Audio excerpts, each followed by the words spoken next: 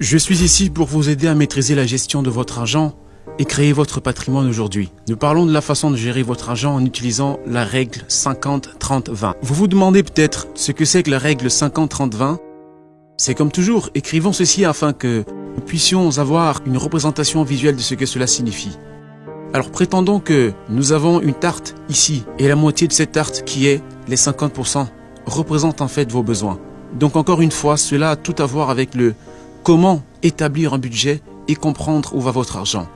Donc 50% sont des besoins, 30% sont dans vos désirs, puis 20% sont dans vos économies ou servent à rembourser vos dettes. Alors, maintenant que vous avez une représentation visuelle, faisons une pause en bas de chacun de ces chiffres et en vous donnant des exemples de chacun afin que vous puissiez évaluer vos propres finances personnelles en fonction de ces mesures. Gardez à l'esprit que nous travaillons avec des dollars qui vous restent après que vous ayez payé vos impôts. Le revenu net, de sorte que vous puissiez avoir un salaire brut de disons 50 000 $ par an. Mais après les impôts, vous n'avez affaire qu'à autre chiffre spécifique. Nous utilisons ce qui reste après le paiement d'impôts. Donc en ce qui concerne les besoins, c'est de 50%. Quelles sont les choses qui peuvent être incluses là-dedans? Alors pensons aux dépenses quotidiennes de subsistance. Donc nous avons l'épicerie, nous avons un logement ou un loyer, vous avez une assurance pour la santé, Dieu nous en préserve.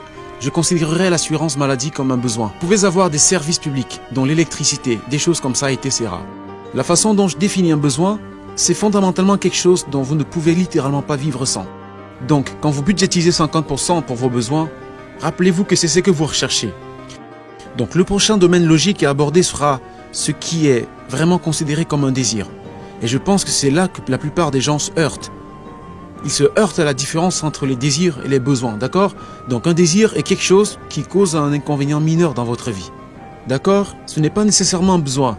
Du genre, si je ne mange pas, ou si je n'ai pas d'abri, je mourrai. Ok?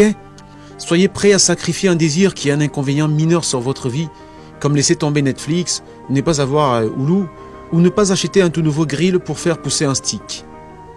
Certaines des choses qui entreraient dans cette catégorie seraient des choses comme le shopping. Avez-vous absolument besoin d'acheter de nouveaux vêtements en ce moment? Est-ce que tu vas tomber raide de mort si tu n'as pas de nouvelle paire de chaussures? Peut-être ma femme le ferait, mais je sais que je peux vivre sans. Manger au restaurant. Je pense que c'était un gros problème pour beaucoup. Des gens, pour une raison quelconque, ont des modes de vie si occupés que, vous savez, qu'il est plus facile de sauter dans la voiture et d'aller chercher quelque chose à manger plutôt que de préparer la nourriture pour soi-même. Alors encore une fois les gars, un désir est quelque chose dont vous n'avez pas nécessairement besoin, mais ça améliore considérablement la qualité de votre vie. Alors passons au 20 dernier. Et je sais que beaucoup de choses semblent basiques, mais jusqu'à ce que vous écriviez cela et compreniez où va tout votre argent, c'est comme si vos désirs pouvaient facilement se glisser dans cette catégorie de besoins. En parlant de dette, parlons d'épargne, d'accord? Donc l'épargne et remboursement de la dette. C'est là que les 20 derniers % de vos revenus devraient aller. Et encore une fois, ce sont tous des chiffres nets. Donc, si vous avez, disons par exemple, un fonds d'urgence, d'accord? Ceci, j'envisagerai des économies. Ce que j'aime faire pour les fonds d'urgence, c'est de mettre de côté 6 à 12 mois de frais de subsistance. Donc, si vous savez que votre catégorie de besoins et un peu de désir s'élève à, disons, 2 000 $ par mois pour toute votre famille, vous savez que vous devez économiser environ 12 à 24 000 dans votre fonds d'urgence. Je sais que c'est beaucoup d'argent. Mais si vous connaissez un ou deux licenciements dans votre famille, ce type d'économie peut vraiment vous sauver. Évidemment, vous savez comment rembourser vos dettes. Donc si vous avez des cartes de crédit, des choses comme cela, ce sont des dettes que vous devriez simplement écraser en utilisant ce 20%. Et je ferai une autre vidéo sur la façon de rembourser réellement la dette en utilisant l'avalanche de dette et la méthode boule de neige de la dette. D'accord ? Et alors évidemment, si vous voulez économiser pour la retraite, à mon avis, c'est l'une des choses dont la plupart des gens souffriront dans 20 à 30 ans parce que beaucoup d'entre eux ne se concentrent tout simplement pas sur l'épargne retraite. Donc je sais que beaucoup de ces choses semblent évidentes pour vous les gars.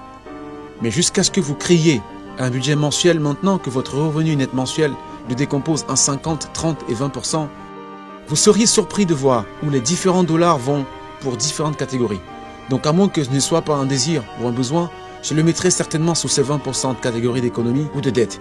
Donc, c'est à peu près tout ce que j'ai pour vous les gars.